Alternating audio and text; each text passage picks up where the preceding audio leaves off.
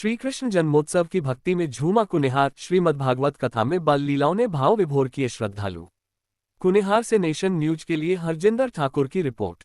स्वर्गीय एल.आर. भारद्वाज की चतुर्थ पुण्यतिथि के उपलक्ष्य में भारद्वाज परिवार द्वारा आयोजित श्रीमद्भागवत महापुराण कथा के 5वें दिन श्री कृष्ण जन्मोत्सव की भव्य झांकी और भगवान श्री कृष्ण की बाल लीलाओं के भावपूर्ण वर्णन ने श्रद्धालुओं को भक्ति रस में सराबोर कर दिया। कथा स्थल पर पूरे दिन श्रद्धा, उल्लास और भक्तिमय वातावरण देखने को मिला। कथा व्यास आचार्य श्री प्रेमदत्त महाराज ने भगवान श्री कृष्ण के दिव्य अवतार, जन्मोत्सव और बाल लीलाओं का अत्यंत मार्मिक एवं प्रेरणादायी वर्णन करते हुए कहा कि जब पृथ्वी पर अधर्म बढ़ा और धर्म संकट में पड़ा, तब देवताओं की प्रार्थना पर भगवान विष्णु ने श्री कृष्ण के रूप में अवतार लिया। उन्होंने बताया कि भाद्रपद मास की कृष्ण पक्ष अष्टमी रोहिणी नक्षत्र की मध्यरात्रि में कारागार में श्री कृष्ण का जन्म हुआ।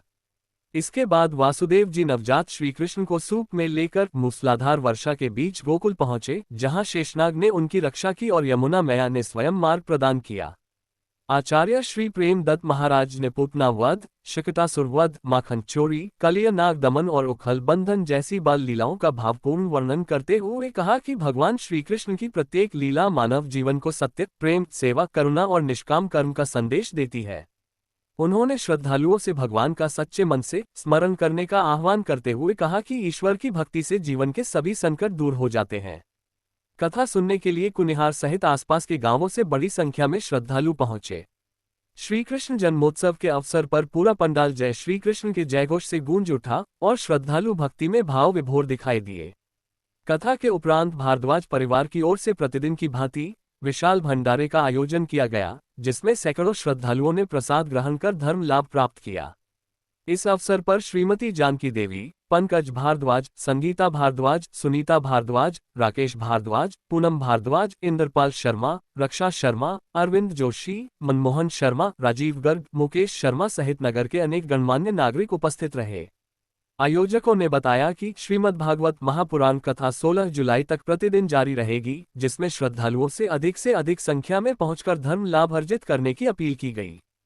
कुछ देते हैं कि नहीं, आशीर्वाद देते हैं, आयुष्मान भव, विद्यावान भव, सौभाग्यवती भव, पुत्रवान भव, सब आशीर्वाद ही आशीर्वाद देते हैं।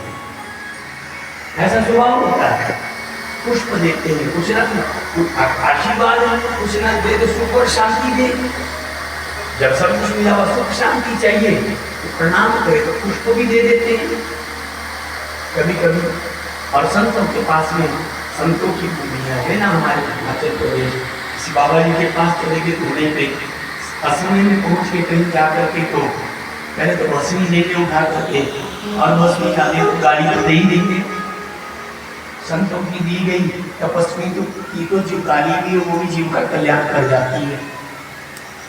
पता नहीं कौन सा कल्याण होना होता है जो उनके मुख से हमारे लिए शब्द निकल जाए। किसी से बोलने का कोई उनका प्रयोजन नहीं है। दुर्वासा जी पहुंचे, प्रणाम किया देवराज इंद्र ने, माला उठाई, देवराज इंद्र के गले में पहनाई। देवराज इंद्र अभिमान से भर गए, अभिमान से भर गए। अरे ये साधारण सा तपस्वी, इसकी माला हम पहनेंगे? हम तो देवता हैं और देवताओं में भी देवताओं के राजा हैं। देवत्व का अभिमान आगे आ गया।